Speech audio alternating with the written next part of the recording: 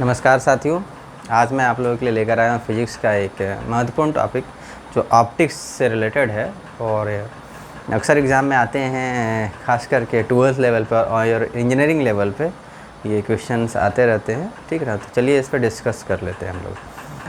तो इसको डिस्कस करने से पहले हम लोग 2 पॉइंट्स पे डिस्कस पहले कर लेंगे कि क्या है।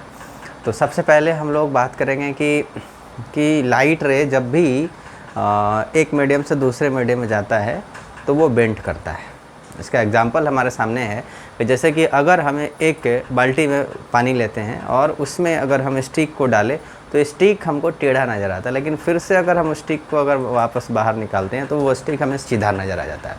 इसका कारण है कि जब भी लाइट रे एक मीडियम से दूसरे मीडियम में जाएगा तो वो लाइट रे बेंड कर जाता है। ठीक है ना। इसमें सबसे पहले बात आपको समझना होगा कि जब लाइट रे डेंसर से रेयरर में जाएगा तो नॉर्मल से दूर भागेगा, यानी अवे फ्रॉम नॉर्मल जाएगा, और जब भी लाइट रे रेयरर से डेंसर की ओर जाएगा तो वो हमेशा टुवर्ड्स नॉर्मल जाएगा, यानी नॉर्मल की ओर चला जाएगा। इन्हीं बातों को ध्यान में रखते हुए आज हम डिस्कस करने वाले हैं क्रिटिकल एंगल पे। इसमें भी लाइट रे जो हमारा है वो डेंसर से रेयरर की ओर जाएगा। तो सबसे फर्स्ट बात यही ध्यान में रखना है कि लाइट को किधर से किधर जाना होगा, तो डेंसर से रेयरर की ओर। तो चलिए शुरू करते हैं क्रिटिकल एंगल पे। क्रिटिकल एंगल क्या है? तो when light ray goes from denser medium to rarer medium, then the angle of incidence for which angle of refraction become 90 degree with normal, then the angle of incidence is called critical angle। यहाँ पे हम discuss कर रहे हैं critical angle के बारे में। Critical angle कहता है कि जब भी लाइट रे डेंसर मीडियम से रेयरर मीडियम में जाता है तो एंगल ऑफ इंसिडेंस, ये जो एंगल हमारा है सी, वही एंगल ऑफ इंसिडेंस है जो बाद में क्रिटिकल एंगल बनेगा हमारा। तो angle of incidence after which angle of refraction जो हमारा होगा वो 90 डिग्री होगा विथ नॉर्मल। सिंपली हम अगर समझे तो जब भी लाइट रे डेंसर से रेयरर में जाएगा तो ऐसा एंगल से हम इंसिडेंट करवाएंगे कि रिफ्रैक्शन के बाद, है ना, नॉर्मल के साथ 90 डिग्री पे बेंड कर जाएगा। तो ये angle, this C angle is called critical angle. ठीक है, तो क्रिटिकल एंगल हम समझ लिए, है ना। यहाँ पे मस्ट है कि लाइट जो हमारा है वो डेंसर से रेयरर की ओर ही जाना चाहिए। यहाँ पर हम देख रहे हैं कि O से A जो हमारा है वो इंसिडेंट रे है यहाँ से यहाँ तक, और O से B जो हमारा है वो है रिफ्रैक्टेड रे, जो कि आफ्टर रिफ्रैक्शन यानी सेकेंड मीडियम में जाने पर हमें मिला है। और C जो हमारा है यही critical angle, this is critical angle. Okay, and μ1 जो है वो रिफ्रैक्टिव इंडेक्स है डेंसर मीडियम का, और μ2 जो है वो रिफ्रैक्टिव इंडेक्स है रेयरर मीडियम का। ठीक है, तो अगर हम देखें भाई स्नेल्स लॉ, तो स्नेल्स लॉ से हमको पता होना चाहिए कि μ1 sin I is equal to μ2 sin R होता है। ठीक है, और अगर हम देखें तो I जो हमारा है वो C के बराबर है और R जो हमारा है वो 90 डिग्री है। तो हम लोग रेशियो के फॉर्म में ले अगर, तो हमारा sin C upon sin 90 degree is equal to μ2 by μ1 हो जाएगा। ठीक है, तो अब अगर देखें sin 90 डिग्री वैल्यू हमारा 1 हो जाता है μ2 बाई μ1। ठीक है, तो अब हमारा sin C is equal to μ2 by μ1।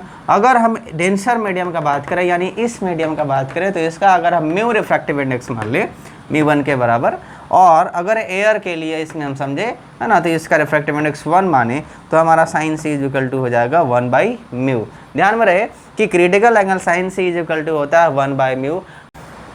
नमस्कार साथियों, आज मैं आप लोगों के लिए लेकर आया हूँ फिजिक्स का एक महत्वपूर्ण टॉपिक जो ऑप्टिक्स से रिलेटेड है और अक्सर एग्ज़ाम में आते हैं, खास करके 12th लेवल पर और इंजीनियरिंग लेवल पे ये क्वेश्चंस आते रहते हैं। ठीक है ना, तो चलिए इस पर डिस्कस कर लेते हैं हम लोग। तो इसको डिस्कस करने से पहले हम लोग 2 पॉइंट्स पे डिस्कस पहले कर लेंगे कि क्या है।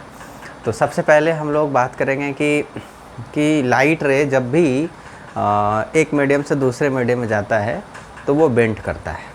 इसका एग्जांपल हमारे सामने है कि जैसे कि अगर हमें एक बाल्टी में पानी लेते हैं और उसमें अगर हम स्टिक को डालें तो स्टिक हमको टेढ़ा नज़र आता है, लेकिन फिर से अगर हम स्टिक को अगर वापस बाहर निकालते हैं तो वो स्टिक हमें सीधा नज़र आ जाता है। इसका कारण है कि जब भी लाइट रे एक मीडियम से दूसरे मीडियम में जाएगा तो वो लाइट रे बेंड कर जाता है।